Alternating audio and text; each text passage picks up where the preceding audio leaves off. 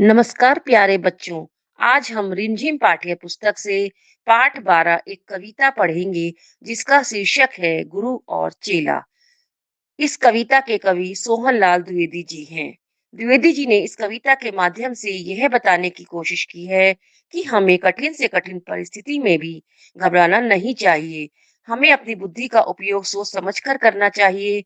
जैसे इस कविता में गुरुजी ने अपनी सूझबूझ से अपने निर्दोष चेले के प्राणों की रक्षा की और अंधेर नगरी की प्रजा को मूर्ख राजा से मुक्त किया। बच्चों, एक गुरु थे और उनका एक चेला था। दोनों के पास एक भी पैसा नहीं था। फिर वे घूमने निकल पड़े। चलते चलते वे एक नगर में पहुंच गए। नगर की सड़कें चमक रही थीं। उन्हें एक ग्वालिन दिखाई दी।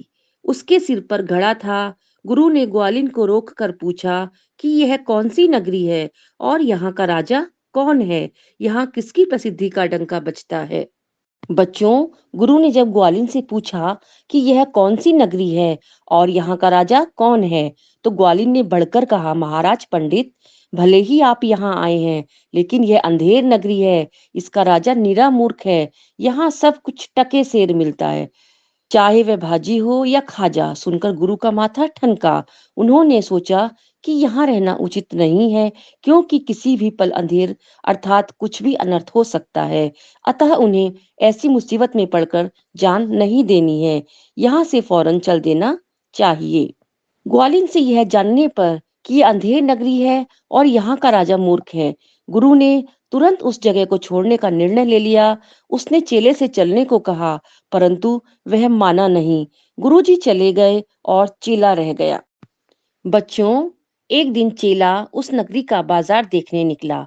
वह हैरान रह गया यह जानकर कि वहां सब कुछ टके सेर बिक रहा था, चाहे वह खीरा हो या ककड़ी, हल्दी हो या जीरा।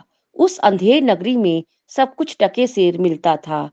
बच्चों, टके का अर्थ है 2 पैसे के बराबर या तांबे का सिक्का। अतः चेले ने खूब रबड़ी मलाई खाई। कवि कहते हैं कि अब आप मूर्ख राजा की अंधेर नगरी का आगे का ताजा हाल सुनिए। बच्चों, उस साल वहां पर खूब बरसात हुई। खूब पानी बरसता था। खूब बिजली चमकती थी और खूब बादल गरजते थे। उस अंधेर नगरी में बरसात के दौरान इतनी भारी बारिश हुई कि राज्य की एक दीवार गिर गई।